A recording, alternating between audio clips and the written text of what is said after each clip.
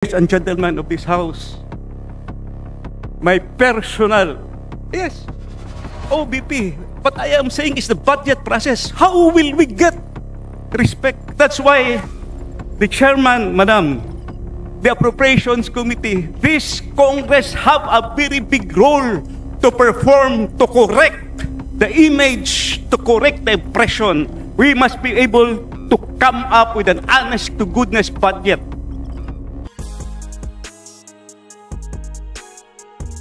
Mr. Speaker, mine is not an interpellation. This is only a manifestation.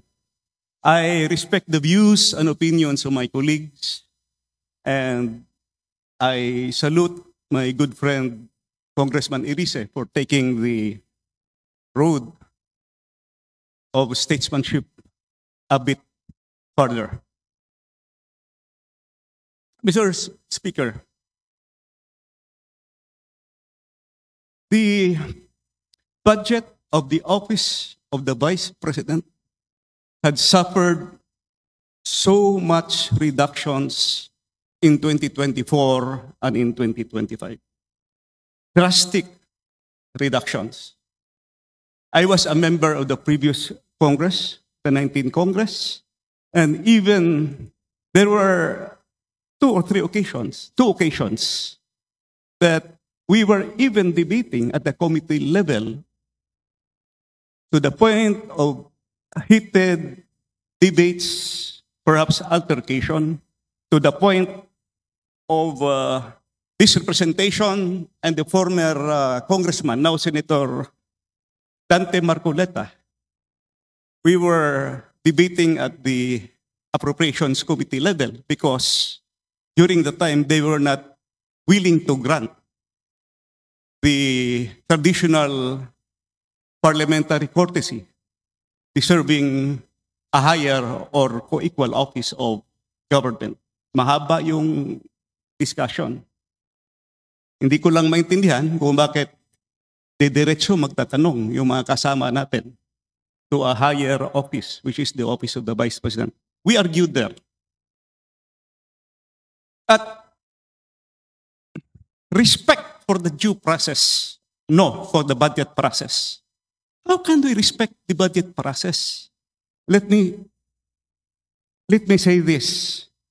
My only hope is that all things will be corrected in this Congress. The budget process will be corrected in this budget and in this Congress. Why I said that? There are two parts of the annual budget that is presented to us by the executive. First part is the new general appropriations, and the second part is the automatic appropriations. Yung automatic appropriations, hindi na natin yan pinag-uusapan dito because they are already covered by previous special laws debated by our predecessors. Pero in the 2025 budget, the automatic appropriations were mangled. Lumampas. May dagdag bawas. 14 special laws were amended. Kasama na yung PhilHealth law at saka syntax law amended. Ang daming ginalaw. 14 special laws sa automatic appropriations na hindi dapat ginagalaw yan. Pagdating sa new general appropriations, kaya nga tayo tinatawag na General Appropriations Act, New General Appropriations, yun yung ating didiscuss. What comprises the new general appropriations? The program funds and the unprogrammed funds. Program funds, 26 out of 27 departments were mangled beyond recognition. Isa lang ang hindi ginalaw, DBM. Bakit ang lakas ng DBM? 26 were mangled. Dagdag bawas. At saka yung program appropriations nilipat sa program including the foreign assisted projects. At saka yung fiscal space na naiwan, pinalitan ng mga priority pet projects na wala man lang sa National Development Plan ng ating Republika ng Pilipinas. Pet projects inserted. That's why in this rostrum, I said last August 4, the 2025 budget is the most corrupt budget ever passed by this Congress and perhaps by the entire Philippine history. Ginalaw, program appropriations, and program appropriations may ongoing releases pa. Alam niyo kung anong worry ko? For us, legislators, even the executive, must consider that the number one priority of the Constitution says that education will be given the priority and the highest budget year per year. Sa 2025 budget, nahabol ng DPWH ang total infrastructure budget. Kahit ano pang sasabihin nila at binago yung composition, still malaki pa rin ang infrastructure budget kaysa education sector.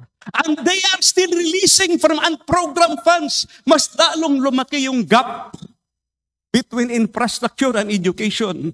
Ladies and gentlemen of this House, it is our duty, it is our obligation to keep track, babantayan yung budget because education is the number one priority of the Republic of the Philippines. Iniwan na ng budget ng infrastructure. Highly questionable pa kasi yung mga releases ang malalaki.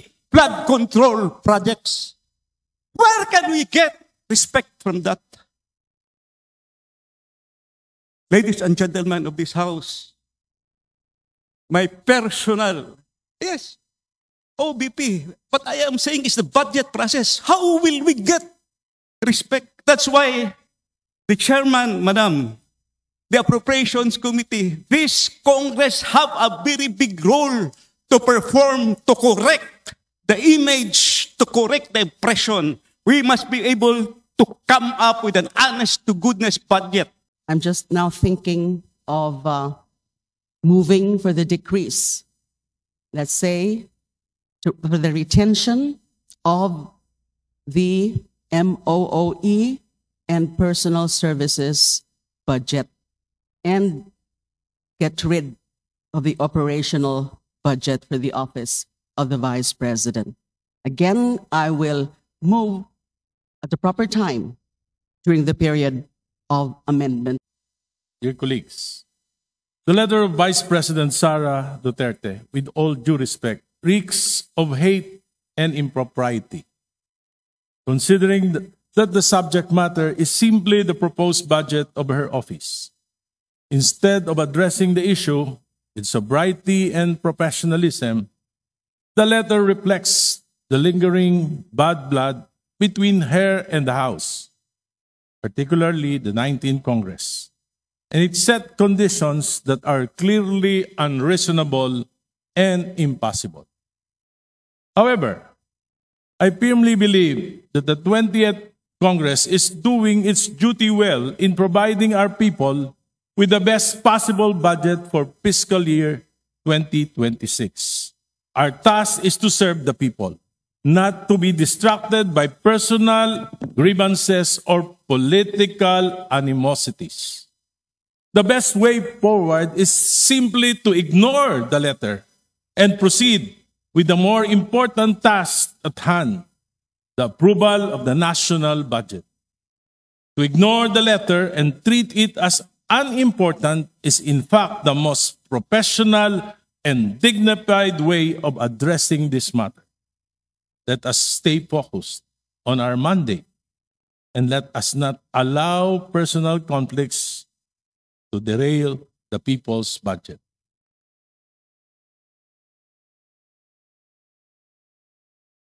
Mr. Speaker, mas mabuti pong wag na nating patulan ang sulat. Let us ignore it and take the higher ground of humility. Ang totoong laban ay hindi sa pride ng iilan, kundi sa budget ng bayan. That is where our focus must remain. Kapag may galit, sagot natin ay kababaang loob. Kapag may personal na away, sagot natin ay serbisyo. The higher ground of humility is to proceed with the people's budget tahimik, diretso, at malinaw. Mr. Speaker, silence can be the strongest statement. By ignoring the letter and moving forward, we show the country that Congress chooses humility over hostility and service over pride. Salamat po. Well noted, Mr. Speaker. Billion. Okay. Can I get a breakdown of this? Mr. Speaker, What particular programs? particular programs. Would it be specific projects po, as in line item per Specific line item? projects later. Okay. Was the programs lang muna. Like, is it sourced out from strengthening assistance for government, infra and social programs? Is it sourced out from support through foreign assisted projects? Is it sourced out from government counterpart for FAPs?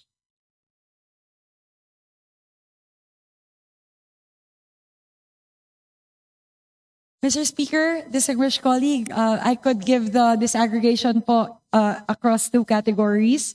We could also provide a full list if our distinguished colleague would prefer that. But in terms of the breakdown po, under SAGIP, out of the 107.8 billion pesos, 85.7 billion pesos of that would be sourced from SAGIP, and the other 22.1 billion pesos would be sourced out po from FAPs. Okay, just give me the data after or later.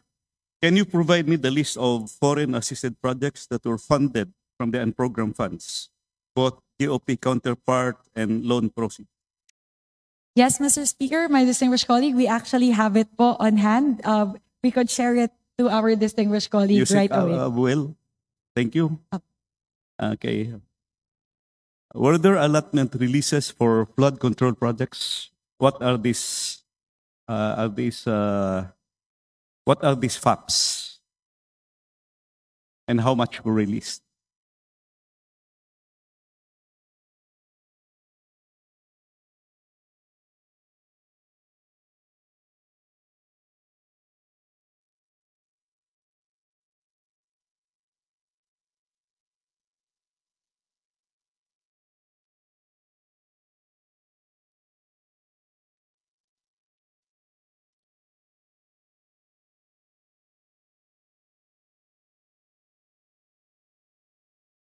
Mr. Speaker, my distinguished colleague, for the 22.1 billion pesos released from FAPs, I could share the breakdown, but there are...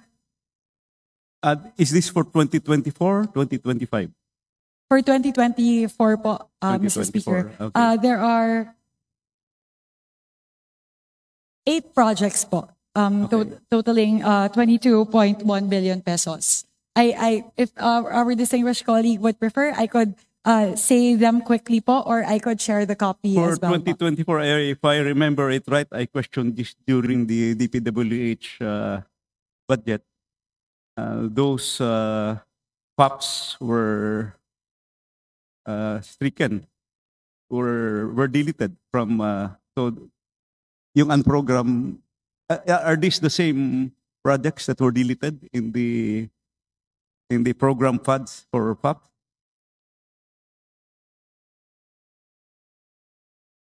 I would assume, kasi hindi yun marirelease kung wala yung item, di ba?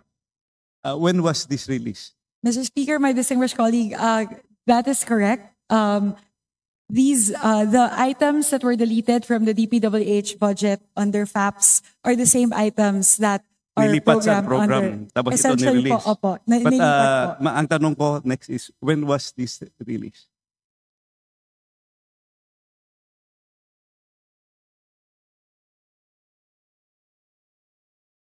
Ang point, anyway, you just, to save time, kasi umaandar yung minuto, just give it to me later. Ang point ko kasi, nadidelay yung mga projects because nilipat sa unprogram yung ang ating foreign assisted, the big projects, right?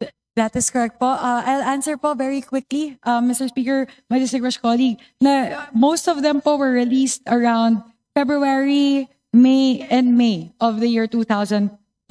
Meron pong dalawa na June at September, pero karamihan po February and May Which ng should have 2024. been released earlier kung nasa program plan siya, di ba?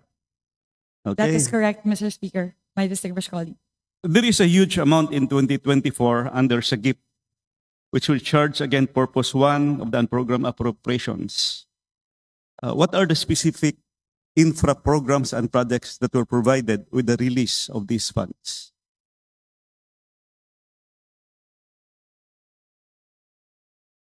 Mr. Speaker, my distinguished colleague, the items under SAGIP totaling 85.7 billion pesos under unprogrammed appropriations for year 2024 are total 1, 2, 3, 4, 5, 6 projects po.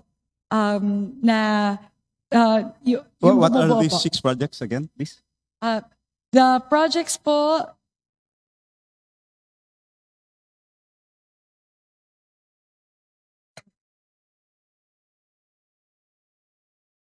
Mr. Speaker, my distinguished colleague, the number of line items are quite voluminous. They are spread across 6 line items. However, ano po, it comprises about 29 pages of line Kung items iba'y po. category natin, more or less, ano yung mga bulk allotments?